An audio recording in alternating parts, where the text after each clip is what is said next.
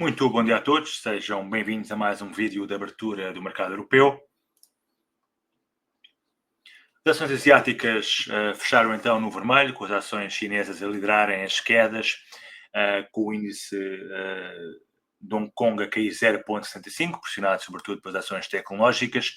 Alibaba, por exemplo, caiu mais de 3%, após o presidente ter alertado com uma potencial bolha em torno dos centros de dados de IA. E com isso também pressionaram aqui então a abertura europeia em baixa, que entretanto já recuperou e negocia então a maior parte dos índices em território positivo, à exceção aqui do índice austríaco, como temos visto, tem estado bastante fraco. As minutas do Banco do Japão de ontem à noite mostraram então que os membros discutiram sobre o aumento das taxas com os decisores políticos e consideraram um ritmo de futuros aumentos da taxa de juros, aliás, como já era esperado.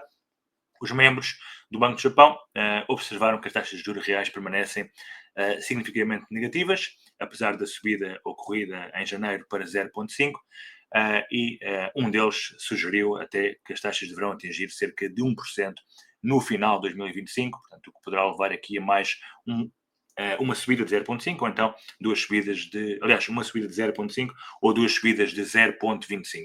Já o primeiro-ministro japonês, Ishiba, planeia implementar medidas anti-inflação, imediatamente após a aprovação do orçamento para o ano fiscal de 2025, e a taxa de inflação do Japão também subiu para 3,6% em dezembro de 2024, o valor mais elevado desde janeiro de 23. Também notícias ainda na China, o People Bank of China revela então alterações à política monetária que permitem aos bancos licitar preços diferentes para empréstimos a um ano. Foi esta então a mais recente medida de esforços para renovar o conjunto de instrumentos monetários da China. E com isso os futuros das obrigações chinesas a 30 anos acabaram por subir. Também os futuros aqui americanos, para já a perspectivarem uma abertura mista, o S&P 500 a valorizar ligeiramente 0,05 e os restantes índices com ligeiríssimas quedas no dia de hoje.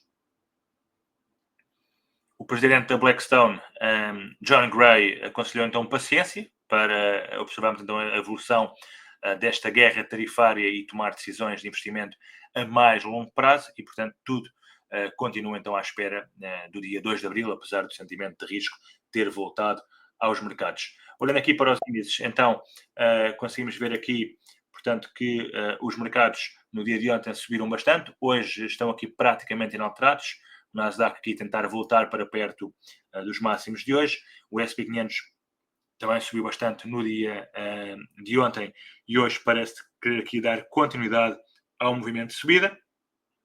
E também aqui o Dow Jones, conforme podemos ver, também a consolidar depois de uma forte subida no dia de ontem, bem como também o Russell 2000. Na frente europeia, os índices europeus continuam perto dos máximos, o DAX muito perto dos máximos históricos, o IBEX voltou para os máximos deste ano, portanto feitos aqui no final do mês de fevereiro, vamos ver se consegue quebrar estes máximos em alta.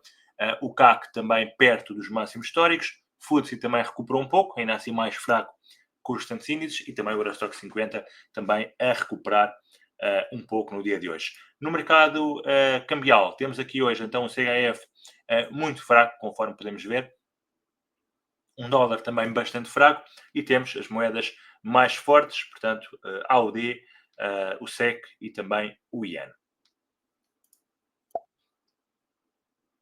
Olhando aqui para o mercado Forex, temos então aqui o dólar index a voltar às quedas, a cair de novo da zona dos 104, depois de ter quebrado aqui esta linha de tendência em alta, portanto, euro-dólar a respirar aqui um pouco, a reganhar aqui a zona dos 1,08. Depois temos aqui o cable também a recuperar um pouco. O AUD está forte, conforme referi, é a moeda mais forte, o dólar está fraco e, portanto, a AUD-USD a disparar.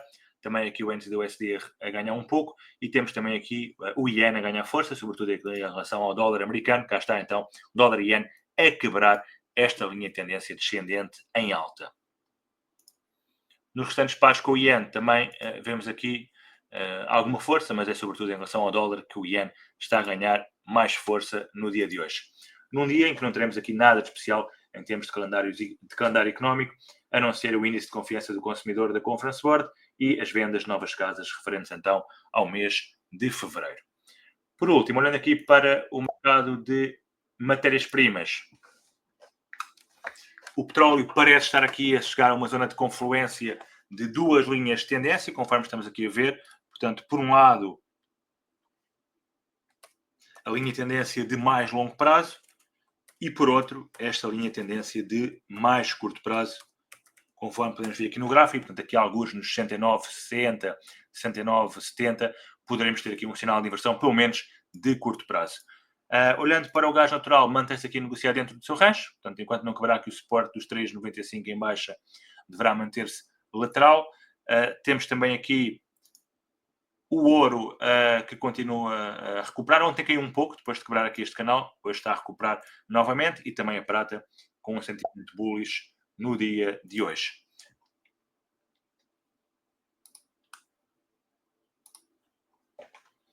Olhando para as agrícolas, soja mantém-se dentro do range, café também lateral, milho e trigo também parados. O trigo tem vindo aqui a cair ultimamente.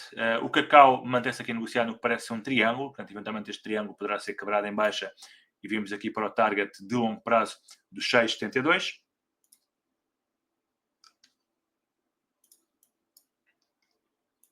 Também aqui o açúcar então a cair.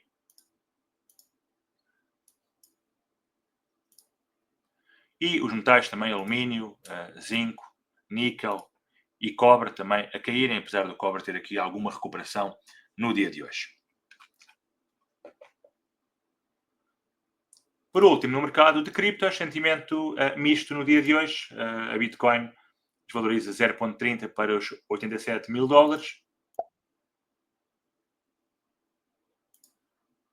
E olhando aqui para o seu gráfico, vemos então aqui a Bitcoin a recuperar acima da média móvel de 200 dias. Bem, por hoje é tudo. Ficamos então por aqui. Um bom resto de dia a todos e bons negócios.